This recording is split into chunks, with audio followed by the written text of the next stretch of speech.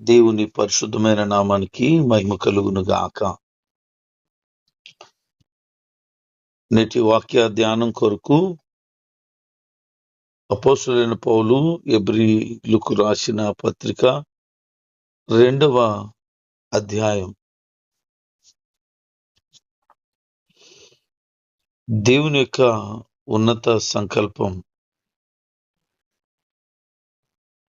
దేవుని యొక్క ప్రణాళిక చాలా ఉన్నతమైనది. ఆయన ఏమైతే కలిగి ఉన్నాడో, ఆయన ఎట్టి స్థానాన్ని కలిగి ఉన్నాడో ఆ విషయాలన్నీ కూడా భక్తుడు ఇందులో తెలియచేస్తూ ఉన్నాడు. దేవుని ఉనికి మనం గ్రహించున్నట్లుగా దేవాతి దేవుడైన యేసుక్రీస్తు వారు ఆయన స్థానం ఏంటో, ఆయన స్థితి ఏంటో, ఆయన ఏమై ఉన్నాడో నేటి దినాన మనం జ్ఞాపకం చేసుకోబోతున్నాం.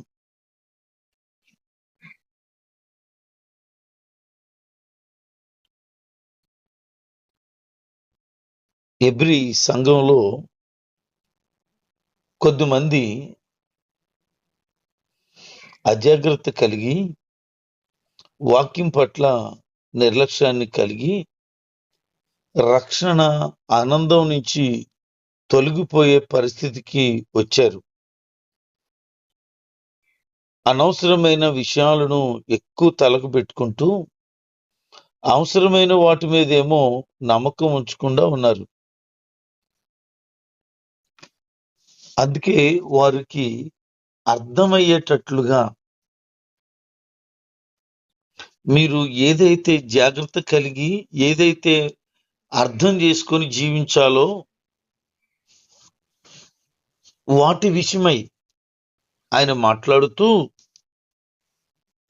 దేవదూతల వలన ధర్మశాస్త్రము అనుగ్రహించబడిందని వారు నమ్ముతారు. అందుకనే వారికి అర్థమయ్యే విధానంలోనే ఈ మాటలు మాట్లాడుతూ, మీరు ఏదైతే విన్నారో దానిలో నుంచి తొలగిపోకుండా శ్రద్ధగా మీరు ఉండండి. ధర్మశాస్త్రము అనుగ్రహించబడిన తర్వాత ఆ ధర్మశాస్త్రంలో పలకబడిన ప్రతి మాటను ఖచ్చితంగా పాటించాలి కదా. విధేయత కలిగి వాటిని అనుసరించాలి కదా. మరి ఈ విషయంలో ప్రభు మనల్ని లెక్క అడుగుతాడు కదా. ప్రకటించబడిన ఆ వాక్యం స్థిరపడేటట్లుగా అవిధేయత కలిగిన వారిగా కాక, ప్రతిదినము దేవుని యొక్క సన్నిధిలో యథార్థ హృదయంతో సాగుతూ ఆయన ప్రతిఫలం ఇస్తాడు అని ఉండాలి కదా. చాలా మంది రక్షణను నిర్లక్ష్యం చేస్తున్నారు. నువ్వు తప్పించుకుంటావా అని అడుగుతున్నాడు. నేటి దినాల్లో దేవుని నమ్ముకున్నామని మందిరానికి వస్తూ నామకార్థమయంగా బ్రతికేటువంటి వాళ్ళు చాలా మంది ఉన్నారు. వాళ్ళు క్రీస్తు కొరకు ఏ రకంగానూ త్యాగం చేయలేరు. వాళ్ళు అటువంటి కసి, పట్టుదల అంటాం, అది ఏమీ ఉండదు. చాలా సామాన్యంగా జస్ట్ మందిరానికి వస్తారు అంతే. వాక్యం వింటారు కానీ ఏమీ లోపలికి వెళ్ళదు. నేను కూడా దేవుణ్ణి నమ్ముకున్నాననే వ్యక్తిగతమైన తృప్తి తప్ప ఎవరితోనూ ఆ మాటను ధైర్యంగా పంచుకోరు. అంటే వారు ఎంత సామాన్యమైన ఆలోచనతో ఉన్నారు. వాక్యం ఏం చెప్తున్నానంటే, దేవుని యొక్క శక్తిని ఆశ్రయించిన వారు అని. నేను దేవుని బిడ్డను అని చెప్పుకుంటే గొప్పతనం ఏముంది? దానికి తగిన జీవితం జీవించకపోతే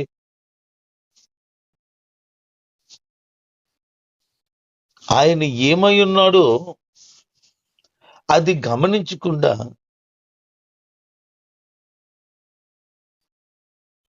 ఏదో సామాన్యంగా వచ్చి వెళ్ళిపోయే స్థితిలోనే ఉంటే ఏం ప్రయోజనం? వాక్యాలు చదివితే ఎందుకు, ప్రార్థనలు చేస్తే ఎందుకు, కానుకలు ఇస్తే ఎందుకు, సువార్తల్లో పాల్గొంటే ఎందుకు, ఇతరమైన విషయాల్లో నేనున్నాను అనే ఉనికి పరిపూర్ణంగా లేకుండా అంటున్నట్టుగా ముట్టినట్లుగా వచ్చిపోతూ ఉంటే ఏం ప్రయోజనం? ధర్మశాస్త్రాన్ని పాటించవలసిన వారై ఉండి దాని పట్ల అవిధేయత కలిగిన వారుగా ఉన్నారే, ఆయన మాటలు విని ఆ మాటలకు స్థిరపరచబడవలసిన వారుగా ఉండి ఇష్ట ప్రకారమైనటువంటి క్రియలు చేసుకుంటూ నానా విధాలైనటువంటి విధానాల్లో వెళ్ళిపోతున్నారు. అయితే దేవుడు ఏం చదివించాడు? తన ఇష్ట ప్రకారంగా నానా విధాల అద్భుతాలు, పరిశుద్ధాత్మ ద్వారా కలిగిన వరాలు అనుగ్రహించాడు. దానికి సాక్ష్యం ఇస్తున్నాడు. మరి ఆ సాక్ష్యాన్ని గట్టిగా చేపట్టి అట్టి విధంగా సాగవలసిన వారు సంచల మనసులు కలిగిన వారుగా అటు ఇటు ఇటు అటు గలిబిలతో బ్రతుకుతున్నారు. స్థిరమైన పునాదిగా, స్థిరమైన బ్రతుకుగా రాబోయే దినాల్లో నీ ఆధ్యాత్మికమైన జీవితం ఉండాలని, ఒక సాక్షిగా నువ్వు బ్రతకాలని ప్రభు కోరుకుంటున్నాడు.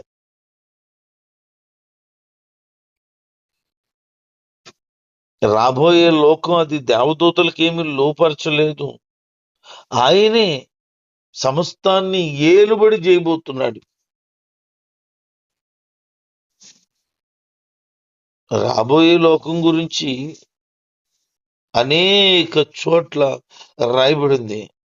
మత్తయి సువార్త 25:31 మనుష్య కుమారుడు తన మహిమతో పరిశుద్ధ దూతలతో వచ్చినప్పుడు ఆయన తన మహిమ కలిగిన సింహాసనం మీద ఆసీనుడై ఉంటాడు అని. ఆయన వస్తాడట, సంఘాన్ని తీసుకెళ్ళిపోతాడు, ఆయన సింహాసనం మీద ఆయన కూర్చుంటాడు. అది మహిమ కలిగిన సింహాసనం. అది రాబోయే దినాల్లో జరగబోతున్న సంగతులు. మనం దాని కొరకు ఆలోచన చేయాలి తప్ప ఈ లోక సంబంధమైన దాని కొరకు కాదు. దీనికి కీర్తనకారుడు మాట్లాడినటువంటి మాటలను ప్రస్తావన తెస్తూ కీర్తన 8వ అధ్యాయంలో 4-6 వచనాలు, ఈ వచనాలన్నీ కనబడతాయి. ఆయన రాబోయే కాలానికి పరిపాలన చేసే సర్వాధికారి అని, ఆ పరిపాలన అధికారంలో దేవుడు విశ్వాసులకు అధికారాన్ని ఇస్తాడని, దేవదూతలకు కాదు అని ఇది స్పష్టంగా మాట్లాడుతున్నారు. అందుకనే మనుషుని తలంచుకొనటానికి వాడు ఎపాటివాడు, నరపుత్రుని దర్శించడానికి వాడు ఏ పాటివాడు, వాడి గురించి ఆలోచన చేయడానికి వాడు ఎంతటోడు. అయితే నువ్వు అతని దేవదూతల కంటే కొంచెం తక్కువ అనిగా చేశావు. నువ్వు మహిమ ఘనతలు వారికి కిరీటంగా ధరింపజేశావు. నీ చేతి పనులన్నిటిలో అతనికి అధికారం ఇచ్చావు. ఇదంతా ఎవరి గురించి చెప్పబడుతుంది? యేసుక్రీస్తు కొరకు చెప్పబడుతుంది. అంటే యేసుక్రీస్తు ప్రభువారు యొక్క ఉనికి ఎలా ఉండబోతుందో తెలియచేస్తున్నాడు. ఈ వచనాలు పూర్తిగా నెరవేర్చబడలేదు ఇంకా. దేవుడు మానవుడి కోసం నిర్ణయించిందంతా కూడా పూర్తవలేదు. కొద్ది భాగం మాత్రమే పూర్తయింది, ఇంకా పూర్తవలసింది మరికొంచెం ఉంది. దేవదూతల కంటే కొంచెం తక్కువనిగా చేయబడిన యేసుక్రీస్తు గురించి చెప్పబడుతుంది.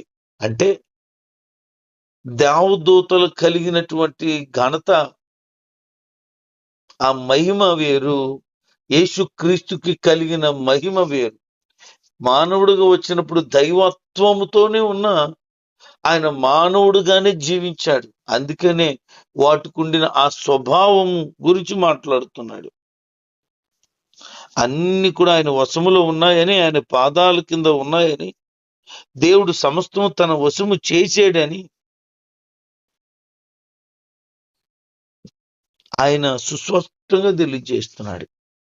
అంటే యేసుక్రీస్తు ప్రభువారు సామాన్యమైనటువంటి విధానాల్లో ఆలోచన చేస్తున్నాం, కానీ ఆయన కలిగిన దైవత్వం విషయంలో ఆయన దేవుడై ఉన్నాడు అని స్పష్టంగా చెప్తున్నాడు. ఎందుకు ఇన్నిసార్లు ఆయన గురించి చెప్తున్నాడు? నిన్న ధ్యానంలో పరిపూర్ణంగా యేసుక్రీస్తు యొక్క విధానాల గురించి మనం మాట్లాడాం.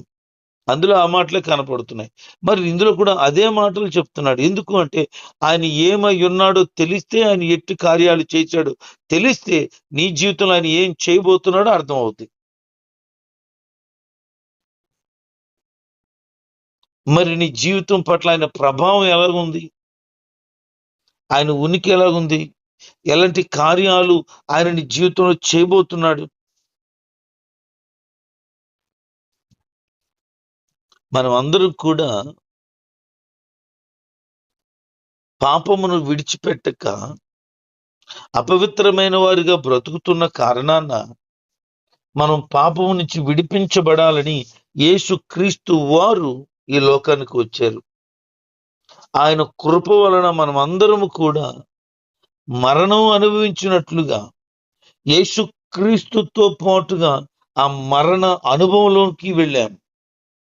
ఆ పునరుద్ధానపు శక్తిని ప్రభు మనకు దయచేశాడు. మరి ఆ పునరుద్ధానపు శక్తిని పొందుకున్న మనము క్రీస్తు స్వారూప్యంలోనికి మార్చబడి ఆ దైవత్వాన్ని స్వతంత్రించుకోవలసిన వారిగా ఉన్నాం.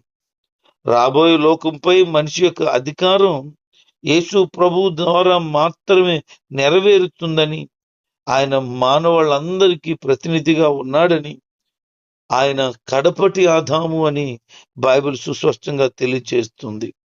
1 కొరింథీయులకు రాసిన పత్రిక 15వ అధ్యాయం 45, 46, 47 వచనాల మాటలు మనం గమనించగలుగుతాం. రాబోయే లోకాన్ని ఏలేటువంటి విముక్తులైన మనుషులకు నాయకుడిగా, మనుషులను దేవదూతల కంటే ఎంతో ఉన్నతమైన స్థితికి ఆయన హెచ్చించగోరాడు. అందుకే ఆయన దేవదూతలను సృష్టించిన వాడు అయినప్పటికీ వాటికంటే తక్కువ వాడిగా అయ్యాడు. అంటే మానవుడయ్యాడు అని చెప్తున్నాడు ఆయన. యోహాను సువార్త 1వ అధ్యాయం 14వ వచనంలో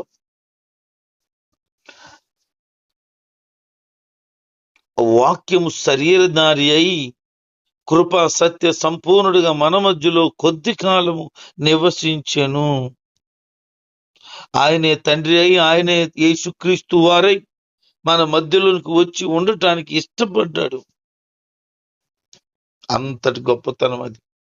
ఆయన అవతారంలో ఉద్దేశం ఏంటంటే మరణించడం, ఆ మరణ బాధలు అనుభవించడం అంటే చనిపోవడం, రాబోయే లోకాన్ని మనుషులకు ఎలాగున ఆయన ఏలటానికి ఇవ్వబోతున్నాడో ఆ ఉద్దేశాన్ని వెల్లడి చేస్తున్నాడు.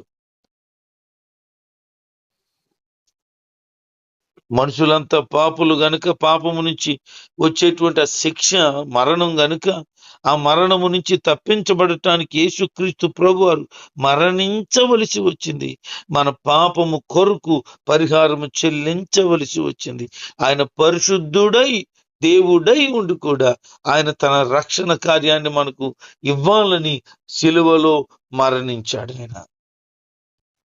అందుకే ఆయన త్యాగం మనం గుర్తు చేసుకోగలిగితే మనం కూడా ఆయన పునరుద్ధానపు శక్తిని పొందుకోగలుగుతాము. ఎవరి కోసం సమస్తం ఆయన కలుగు చేశాడో అనేక మందిగా ఆయన లేడు, ఒక్కడుగానే ఉన్నాడు. ఆయన కలిగినటువంటి ఆ మహిమ మనకు అనుగ్రహించాడు. అది ఆయన ఒక్కడే ఆ కార్యాన్ని చేయగలడు, మరొకరు చేయలేరు. అరిమతయి యోసేపు ఆయనకి సమాధి కొరకు స్థలాన్ని ఇవ్వగలిగాడు. కొరేనీయుడు అనేటువంటి సీమోను కొద్దిసేపు భుజం మీద ఆయన సిలువను మోయగలిగాడు తప్ప పాప సంబంధమైనటువంటి భారం యేసుక్రీస్తు మాత్రమే మోసాడు. ఆయన మహిమ ప్రభావము చేత నింపబడి మన ఎడల ఆయన చూపించిన ఆ ప్రేమ ఆ సిలువలో మనం చూడగలుగుతాం. మనం పరిశుద్ధపరచబడాలని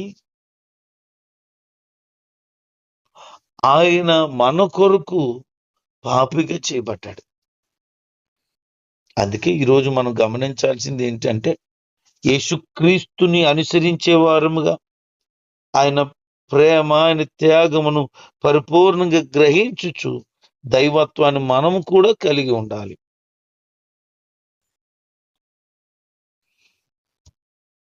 వాక్య భాగంలో ఏం చెప్తున్నాడనంటే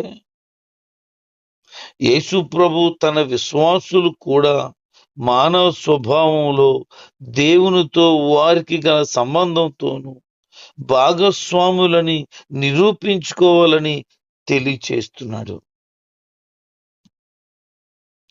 ఆయన మీద నేను నమ్మకం ఉంచుతాను, నన్ను దేవుడు నాకు ఇచ్చిన పిల్లలను చూడండి అని చెప్పిన మాట. ఆ పిల్లలు ఎవరు? వారంతా మనుషులేనని దేవుని ఉద్దేశం కదా. అందువలన క్రీస్తు కూడా రక్త మాంసములు కలిగిన వాడిగా మార్చబడ్డాడు కదా. ఆయన ఉద్దేశం 3 విధానాలుగా ఉంది. ఆయన మరణించడం ద్వారా సాతాను నాశనం చేయడం, తన ప్రజలను విడిపించడం, ఆయన మన కొరకు మరణించడం. ఆయన ఉద్దేశం ఏంటి?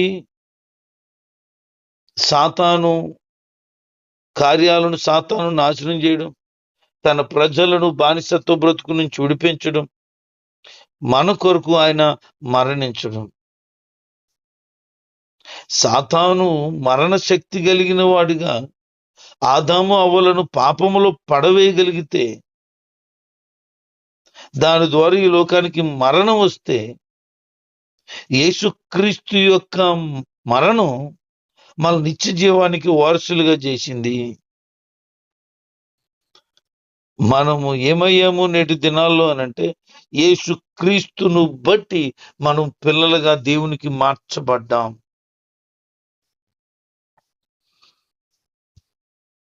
అందుకే మనకి మరణ భయం లేదు. ఆయన మరణ భయమును తీసివేశాడు. అందుకే మరణమా నీ ముళ్ళెక్కడా, మరణమా నీ విజయం ఎక్కడా? మరణపు ముళ్ళు పాపము, ఆ పాపమనే ముళ్ళను ఆయన విరిచాడు. ఈరోజు మనం పాపము నుంచి బయటపడి పరిశుద్ధమైన వారుగా, నిత్యత్వానికి వారసులుగా, పరిపూర్ణులుగా, సంపూర్ణులుగా మార్చబడుతున్నాము. కనుక ఈ రోజున దైవత్వం గుణగణాలు కలిగి మరలా చెడు సంబంధమైన వాటి వైపు వెళ్ళక, విడిచిపెట్టిన అపవిత్రతను మరలా చేజెక్కించుకోక, దానికి దూరంగా దేవునికి దగ్గరగా బ్రతకండి. ఆయన ఉద్దేశాన్ని, ఆయన ఆలోచనను గమనించండి. ఆయన దేవదూతలకు వాటి స్వభావానికి ఆయనకి ఏమీ సంబంధం లేదు. ఆయన అంటాడు, మానవ రూపంలో అబ్రహాము సంతానము నుండి నేను వచ్చాను అని. అందుకే ఆయన మనలో సహోదరుడుగా ఉన్నాడు అని. ఆయన దేవుని విషయంలో జాలి, నమ్మకము కలిగిన ప్రధాన యాజకుడు. మన కొరకు బలిగా అర్పించబడిన గొర్రె పిల్ల. దేవుని కోపము నుంచి మనం బయటపడి నిత్య సమాధానం కలగటానికి యేసు క్రీస్తు వారి యొక్క మరణం, త్యాగం మనకు ఉపయోగపడింది. అందుకే మనం కూడా ఈ పాప సంబంధమైన క్రియలలో మునిగిపోయి శ్రమల పాలై, ఇబ్బందుల పాలై నలిగిపోతూ ఉంటే, అలాంటి విషమ పరీక్షలు గుండా మన జీవితాలు వెళుతూ ఉంటే ఆయన ఏం చెప్తున్నాడంటే, ఆల్రెడీ వీటి విషయమే ఆయనకు బాగా తెలుసు. ఆయన మనకంటే ముందుగా శ్రమలను భరించాడు గనుక మనకు తప్పకుండా ఆయన సహాయము చేస్తాడు. ఈ రోజున నీకు సహాయం లేదని బాధపడకు. శ్రమలో ఉన్నాను, నన్ను పట్టించుకునే నాథుడు లేడు అని కృంగిపోకు. యేసుక్రీస్తు ప్రభువారు మనకంటే ముందుగా శ్రమలను సహించి భరించి వహించాడు. అందుకని ఖచ్చితంగా అలాంటి శోధనకరమైన సమయంలో ఆయన సహాయము మనకు దొరుకుతుంది. మనుషుల వైపు చూడక, ఇతరుల వైపు ఆశించక, దేవుని కొరకు చూడు, దేవుని సహాయం కొరకు వేడుకో, ఎదురు చూడు. తప్పకుండా ఆయన నీకు నీ శ్రమలలో సహాయం చేస్తాడు. నువ్వు నలిగిపోతున్నావేమో, కృంగిపోతున్నావేమో, వేజారిపోతున్నావేమో, బయటికి చెప్పుకోలేక దిగమింగిపోతున్నావేమో, నీ ప్రతి పరిస్థితి నుంచి దేవుడు విడిపించటానికి, ఆయన నీకు సహాయం చేయటానికి సిద్ధంగా ఉన్నాడు. కనుక నీ హృదయంలో ప్రభు సన్నిధిలో ఇటు విధమైన ప్రార్థన చేసి, ప్రభువా నీలో నేను ఉండాలని ఆశపడుతున్నాను, నాకు కలిగిన నీ ప్రతి శోధనలో నుంచి అత్యధికమైన జయం, విజయం నిశ్చయముగా దయచేయమని ప్రార్థన చేయి. ప్రభు నీ పట్ల బలమైన కార్యాలు తప్పకుండా జరిగించి నీకు శ్రేష్టమైన ఈవులను అనుగ్రహించి శోధనలో సహాయం దయచేసి అనేక మందిలో నేను సాక్షిగా నిలబెడతాడు. అటు విధమైన జీవితాన్ని ప్రభు అందరికీ ప్రసాదించునుగాక. ఆమేన్.